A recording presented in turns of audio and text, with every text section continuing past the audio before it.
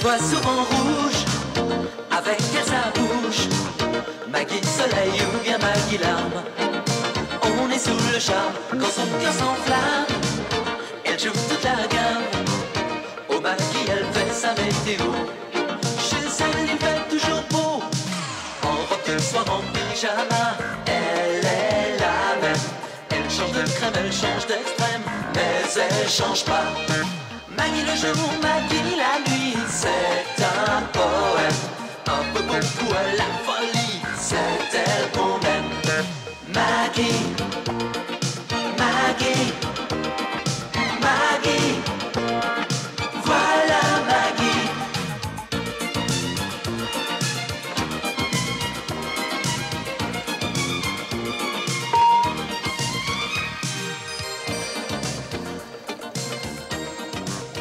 Alors Rose, t'es contente? On est en vacances pour 15 jours et bye bye la pension. Arrête, Jérôme, mon tablier. Ouais, 15 jours sans école, c'est super. On va pouvoir être ensemble toute la journée. J'espère que vous allez pas les passer à me faire des niches, hein? Mais non, on va être super sage, Rose. J'espère bien. T'as une tâche là? Où ça? Bah là. C'est malin. Ça marche à tous les coups ce coup-là. Allez, au goûter, schnappant. Là. Merci.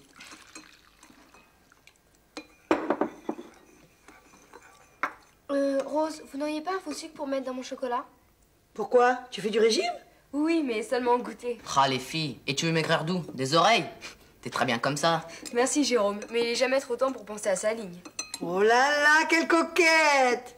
Eh ben, tu n'as pas fini de lui en faire voir à ton père, hein? Coucou! Et le voilà justement. Bonjour, monsieur Antoine. Alors, heureux d'être en vacances? Ah, au fait, Rose, merci de vous occuper de Diane. Je suis tellement débordé avec toutes ces copies à corriger. Bah c'est normal, chacun son tour. Ah, pas aux profs de bosser, hein. Ah bon, parce que tu bosses, toi? Oh, ça va. En tout cas, Rose, j'ai l'impression qu'ils ont la forme. J'espère qu'ils ne vont pas trop vous envahir. Ah, ne vous inquiétez pas, monsieur Antoine. J'ai la situation bien en main. Ils essaient bien de me faire quelques petites niches de temps en temps, mais ils m'auront pas. Ah, tant mieux. Ah tiens, vous avez une tâche, là. Celle-là, elle est vieille comme le monde, monsieur Antoine. Vous mourrez pas, vous non plus. Mais Rose, je vois pas ce que vous voulez dire. C'est sérieux, vous avez vraiment une tâche? Ah bon? Ouais. Mais où ça? Eh ben, là. Hop. Je le savais, ça marche à tous les coups. Excusez-moi, j'ai pas pu résister. Je savais pas que j'avais un gamin de plus pour le goûter. Allez, asseyez-vous. Non, faut que j'y aille, j'ai trop de boulot. Asseyez-vous. Ah, mais non, Rose. Asseyez-vous. Non, Une tartine avant d'aller faire vos devoirs, hein? mais je vous assure que c'est impossible. Voilà. Juste, regardez. Merci. Quoi? Ils sont 10 dans la salle d'attente? Oh, si, bien sûr, je vais les recevoir. Bon, alors écoutez, faites venir le premier de ces messieurs. On m'a pauvre bien. Eh ben, on va avoir un problème difficile à régler. Ah bon, mais que se passe-t-il? C'est toujours ce projet d'aide aux pères célibataires. Oh, ces fameuses crèches à horaires adaptés, Voilà. qui n'en finissent pas de se construire. Oui, ben, il semblerait que certains pères s'impatientent. Ils sont tout un temps dans la salle d'attente. Tiens, ben voilà le premier. Entrez. Ah, bonjour monsieur. Asseyez-vous, je vous en prie. Le joli bébé! Non, vous l'avez réveillé. Oh là, j'avais mis 3 heures à l'endormir. Tout est parfait. Moi, je ne pensais pas lui faire un tel effet. Voilà. Eh ben voilà. Merci, madame. Moi, j'en peux plus, vous savez, ces cris, là. Oh, il faut faire quelque chose. Hein. Aidez-moi, je vous en supplie. Oui, très bien, mais calmez-vous. Hein? Voilà. Après. Oui, c'est vrai, calmez-vous, vous allez réveiller votre bébé. Oh non, pas ça, par pitié. Voilà, je suis venu vous trouver parce que vous êtes mon dernier recours. Très bien, ben je vous écoute. Ben voilà, ma femme a eu la chance qu'on lui propose un stage aux États-Unis pendant 6 mois. Elle est obligée, c'est important pour sa carrière. Mais alors moi, la mienne, elle en a pris un sacré coup, pensez. Je suis violoniste dans un orchestre symphonique. Ah, évidemment, vous ne pouvez pas l'emmener aux répétitions. Ben si, je l'emmène. C'est là qu'est le problème. Mes collègues ont fait une pétition. À chaque fois que le chef d'orchestre lève sa baguette, mon bébé, il commence son concert de cris. Évidemment, vous joueriez du free jazz, ça passerait, mais pour la musique classique, ça fait désordre. Hein?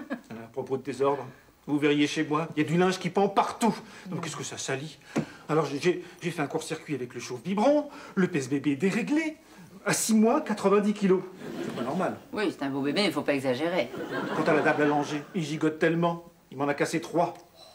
Non, moi, j'en peux plus. Moi, je dors plus. Toute la nuit, il chante, il pleure. Il ne se rendort que quand mon réveil sonne. Alors là, évidemment, je vous comprends. Vous comprenez, mais où, cette fameuse crèche, où ça en est, hein? Oui. Vous attendez Noël pour l'inaugurer? Vous avez raison, ça traîne depuis trop longtemps, je vais aller voir Cruchon. Merci. Ah, Huguette, vous finissez avec monsieur, notez tous ses coordonnées et commencez à recevoir les autres pères pour écouter leurs doléances. Oui, Maggie. Il y a sûrement quelque chose à faire pour ces jolis bébés. Hein? Allez, voilà. Allez, mangez. Oh non, Rose, non. J'en peux plus, c'est la 7e. Monsieur Antoine, les maths s'accrochent le ciboulot. Faut prendre des forces. Oui, mais là, j'ai goûté pour 6 mois. Non, vraiment, j'en veux plus. Pourquoi? Elles sont pas bonnes, les confitures? Ah, si, délicieux, si. Eh ben, alors mangez. Allez. Il a bon appétit, ton père, hein. Eh oh, Jérôme, sur ce plan-là, je crois que t'as rien à m'envier, hein. Oui, à ta pension, ils ont dû augmenter le budget cantine à cause de toi. N'importe quoi. Vous savez, les enfants, hein, même à vous deux réunis, vous n'arriverez jamais à la cheville de l'estomac de monsieur Georges. Très bien, merci. Merci, monsieur le maire.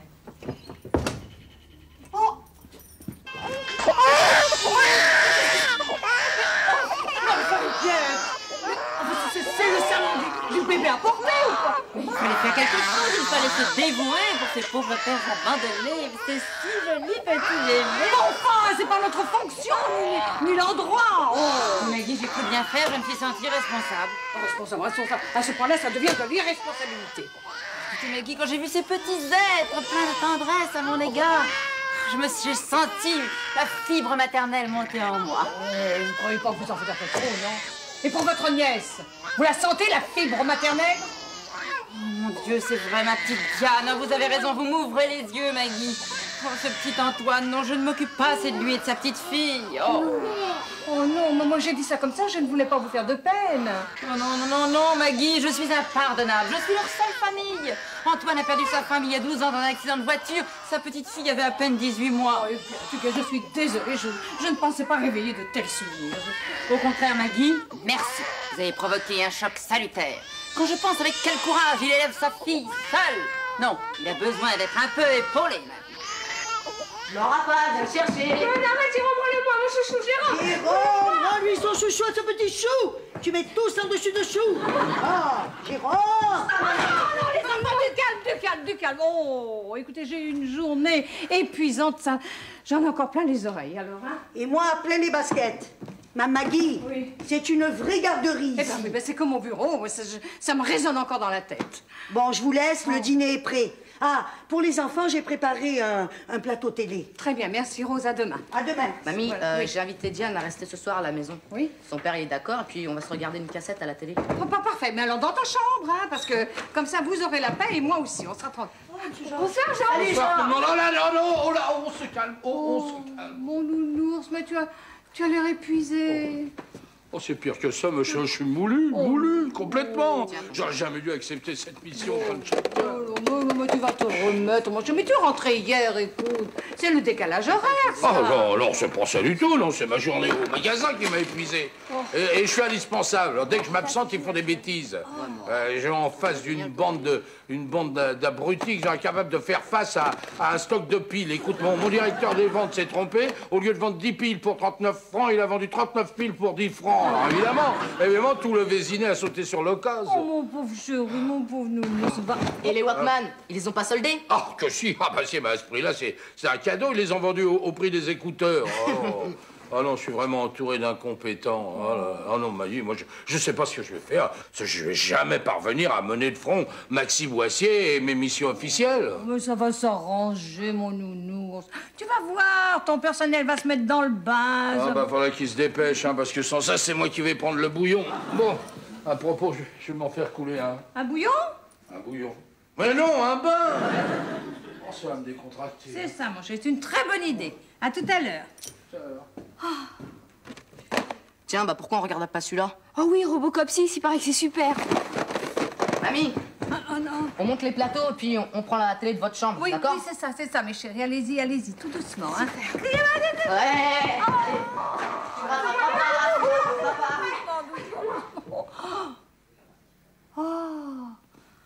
Oh, que ça fait du bien. Oh là là, ce calme, c'est merveilleux. Ce silence.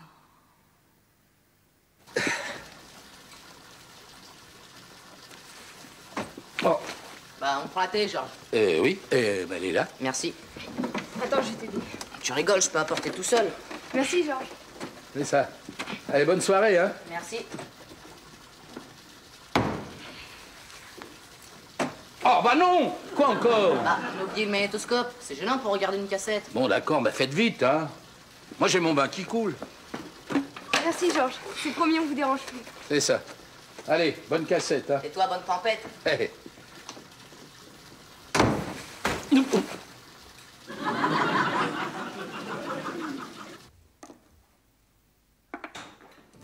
Où est Diane? Où est ma nièce? T'en voilà des façons. Enfin, qu'est-ce qui vous arrive? Où est-elle? Eh ben, elle est ici avec Jérôme. Enfin, tout va bien, calmez-vous. Me calmer? Alors que ma nièce n'est pas encore couchée à une heure si tardive? Oh, parce que tardive, il est 9h moins le quart. Et en plus, elle est en vacances. Je sais ce que je dis, je suis venue la chercher. Bon, eh ben, elle est là-haut, dans la chambre. Avec Jérôme? Mais c'est un garçon. Ah oui, ça, jusqu'à preuve du contraire, oui, c'est un garçon. Que font-ils? Mais il regarde une cassette. Une cassette? Pourvu que j'arrive pas trop tard! Oh, Huguette, enfin! Oh, je suis désolé, Maggie. Je suppose que ma tante est là. Ah bah oui, alors ça, c'est la tornade qui vient de s'élever au premier étage. S'appelle Huguette, et ben elle est là. Oh, écoutez, je suis confus. J'étais en train de corriger des copies quand Tata a déboulé chez moi pour lire un conte de Grimm à Diane avant qu'elle ne s'endorme. Alors, je lui ai dit que Diane était chez vous, mais je pensais pas qu'elle réagirait de cette façon. Oh, je l'ai déjà vue surexcitée, mais alors là, ça frise l'hystérie. Oh, j'ai peur, Maggie. Je me fais du tracas pour Tata. Ah, mon Dieu! Un homme quasi nu! Oh. Bah, évidemment, je vais prendre mon bain. Mais ma petite Diane, où est-elle? Cachée sous le lit? Satire, démon lubrique! Vous êtes folle, enfin! Lâchez-moi, vous... Mais voulez-vous me lâcher, enfin? Qu'est-ce que vous avez fait de ma nièce? Mais elle n'est pas là, elle est dans la chambre de Jérôme, elle regarde la télé. Vous vient pas le dire tout de suite, non? Mais c'est pas vrai, j'arrive jamais à le prendre, ce bain. Allez. Cette fois, j'y vais. Oh, pardon! Oh non! Écoutez donc, mais c'est une manie ou quoi? Non, excusez-moi, je cherche Tata Huguette. Elle n'est pas là, Tata Huguette. Elle n'est pas là. Elle sort d'ici, Tata Huguette. Elle est dans la chambre de Jérôme, Tata Huguette. Hein? Merci, Georges. Et laissez-moi vous dire, Antoine, votre Tata est atteinte, hein? Oui, je sais, Georges. Bon. Merci. Ah, Ah non! encore pardon. Enfin, ma petite Diane, tu t'es vue vautrer sur le lit d'un garçon en train de te bourrer de pommes chips et de t'abîmer les yeux devant un film débile. C'est pas débile, Madame Boudin. C'est Robocop 6. Qu'est-ce que je disais? Mais Tata, c'est les vacances. Eh bien, justement, les vacances sont faites pour recharger les batteries, manger équilibré, se coucher tôt, se cultiver, faire du sport. Mens sana in corpus sanatorium. Sanitaire. Tiens, je te ramène à la maison. Mais attends, le film n'est pas fini. En plus, c'est le meilleur passage. Robocop qui descend une douzaine de truands avec son bazooka. Quelle horreur! Oh non, ma petite Diane, crois-moi, c'est pour ton bien. Tu me remercieras plus tard.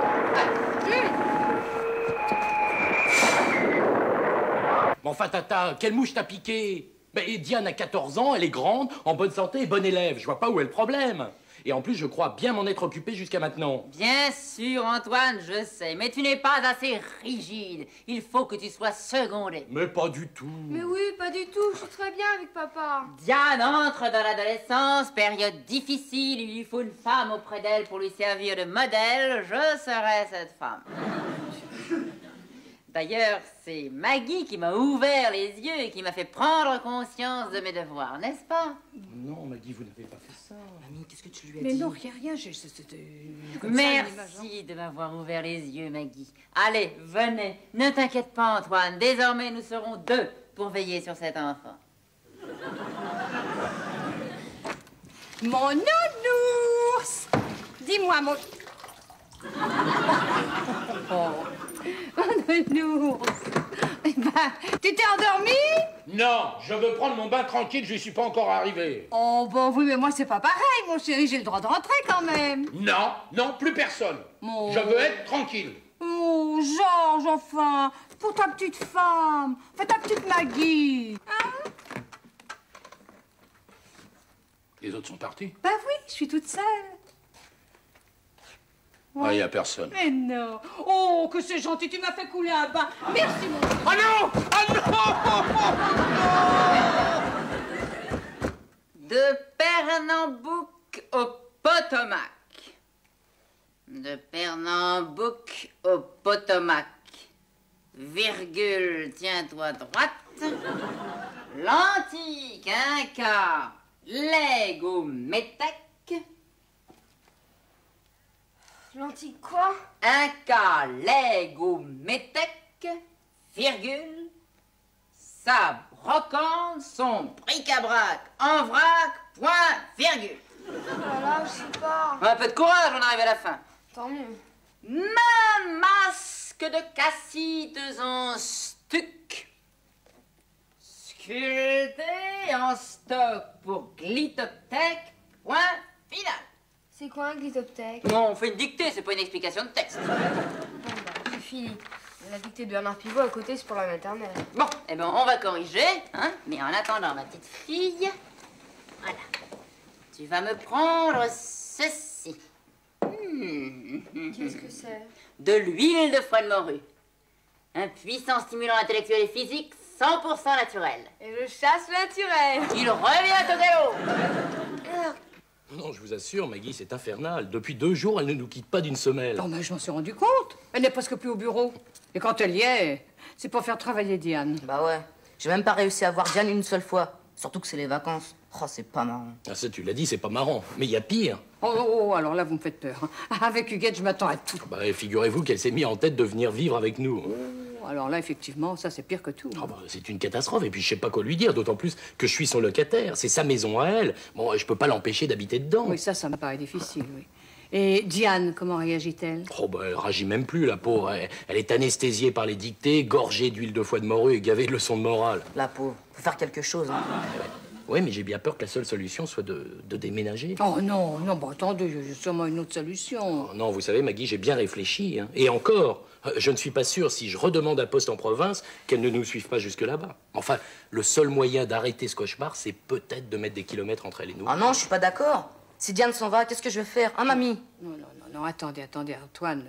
Avant de prendre des décisions définitives, eh ben, il faut bien réfléchir. Je connais Huguette. Elle est très versatile. Alors, il y a sûrement un moyen de la faire changer d'attitude. Hein? Oh, formidable, elle n'est pas là. Alors, comment ça va, ma chérie? Oh, j'en peux plus, papa. Ah, mais t'inquiète pas, ça va s'arranger. On est tous avec toi, Diane. Alors, où est ta tante? Elle voulait que je fasse une explication de texte, alors elle a été me chercher un livre à la bibliothèque municipale. Ah bon, très bien. Alors ça, on a quelques minutes. Toi, tu vas vers le gué et tu nous préviens dès qu'elle arrive. Hein? Ok, mamie. Et pendant ce temps, nous, on va t'expliquer notre plan.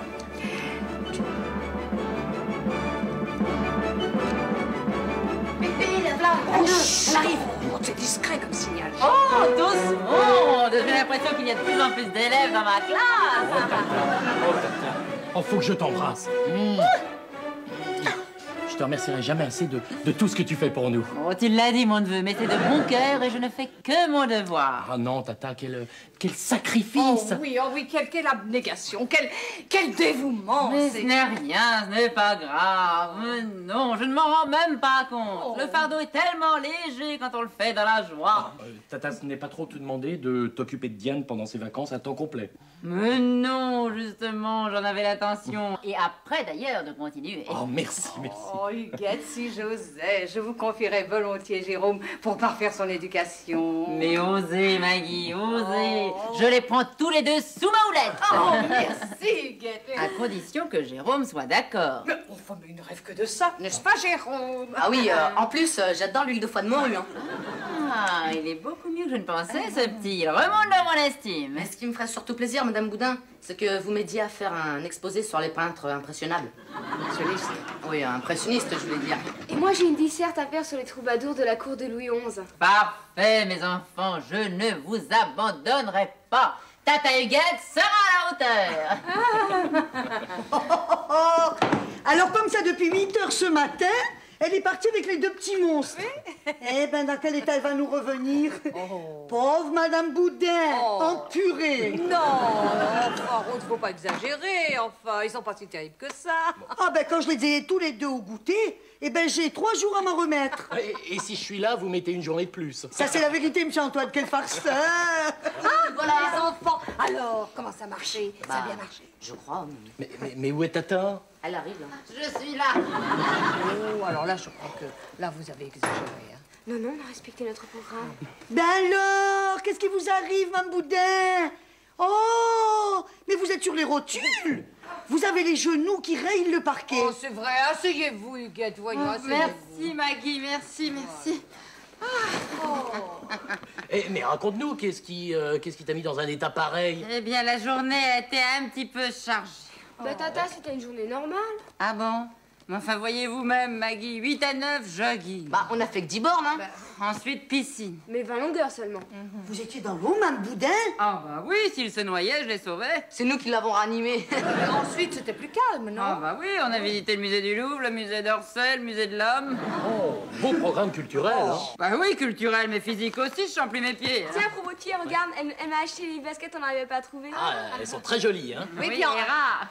On a fait 28 boutiques pour les retrouver. Et après, vous êtes rentrés. Ah mais non, ils avaient 2 heures de tennis. Ah bah oui, mais alors là, pas de problème, parce qu'ils se sont entraînés tout seuls. Presque, la machine à renvoyer les balles était en panne, c'est moi qui l'ai remplacée. Je vais bien dormir, je suis si fatiguée. Oh, mais si vous êtes si fatigué, alors vous ne pourrez pas examiner ce dossier. Ah, c'est dommage parce que monsieur le maire attendait votre avis. Enfin bon, l'important, c'est que vous vous reposiez. Voilà. Non, je vais le faire, dans mon livre. Tu sais, Tata, demain, on aura une journée encore plus super. Ouais, à 8 h, on part en aviron et on fait toutes les boucles de la Seine. Mon Dieu, la galère. Et après, vous allez au squash. Oui, tu verras, le tennis à côté, c'est de la rigolade. Ah oui, et aussi, très important, Tata, surtout, tu n'oublies pas de leur faire visiter le centre de la Villette, hein. Alors, toute la Cité des Sciences, la Géode, enfin... Oui. Je ne voudrais pas vous faire de peine, mais je ne crois que je ne pourrai pas assumer cette tâche. D'ailleurs, on pourrait peut-être se partager cette tâche. Oh, mais ce sera avec plaisir, Huguette. Seulement, ces enfants sont tellement épanouis avec vous. Oui, c'est vrai, on a l'impression que tu as fait ça toute ta vie, Tata. Ben oui, et puis moi, demain, j'ai beaucoup de rendez-vous à la mairie, alors... Et moi, j'ai encore un tas de dossiers, et un tas de copies à corriger, je peux pas. Et vous, Rose? Vous rigolez? Demain, c'est mon jour de congé. Ah, vous êtes tous là? Oh, les enfants, j'ai une mauvaise nouvelle pour vous. Ah bon? Ben oui, ce soir, je devais vous accompagner à la foire du trône. Je peux pas. Oh, papy, t'avais promis. Ben oui, je sais bien, mais je peux pas. Oh, mais ça fait rien. Huguette se fera un plaisir de vous accompagner. Mais oui, bien sûr. C'est vrai qu'après une journée culturelle, eh ben, ça leur fera du bien de se détendre, n'est-ce pas, Huguette? Dis oui, Tata. On ira dans le train fantôme. Oh oui, au La train grande roue. Oh, la grande roue, oh oui. Les montagnes russes aussi.